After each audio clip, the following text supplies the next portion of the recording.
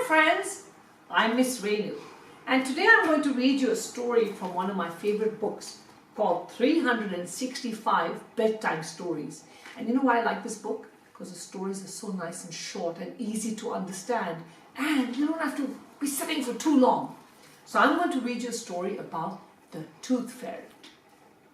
Now remember, you must listen carefully, and I'm going to explain the story to you, and then after the story I want you to talk about the story, make sure you understand, and then try and tell that story again to your mom or dad. Okay?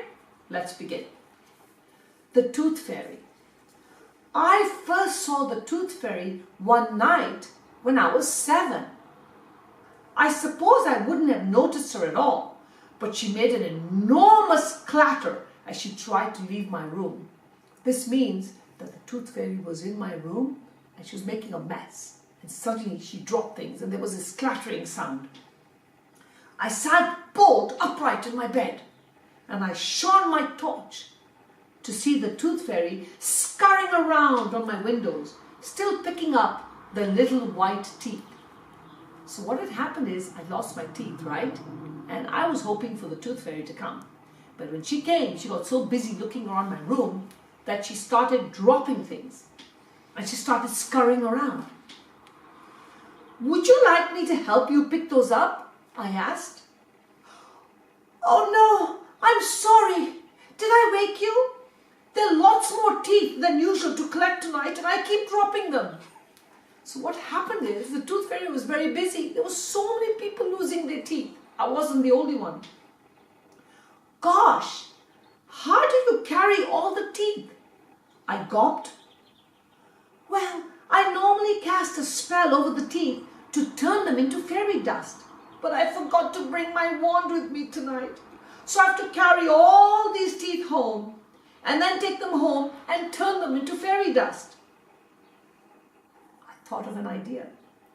Here, you can use this. And I put the teeth into one of my toys' small bags.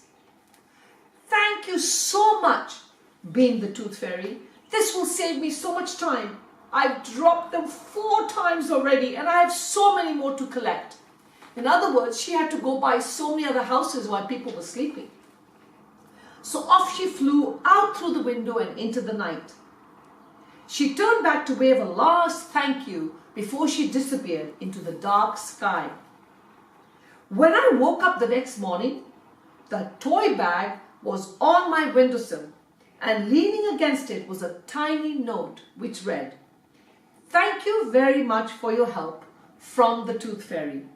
And inside the bag was a brand new sparkling toothbrush. So I knew I had not been dreaming. So next time someone tells you that the Tooth Fairy does not exist, you know what? Hide your teeth in the room and then stay awake that night. You never know. You might get to meet the Tooth Fairy. And remember to have that toy bag ready so that she can carry the teeth in the toy bag and maybe you'll get a new toothbrush the next day.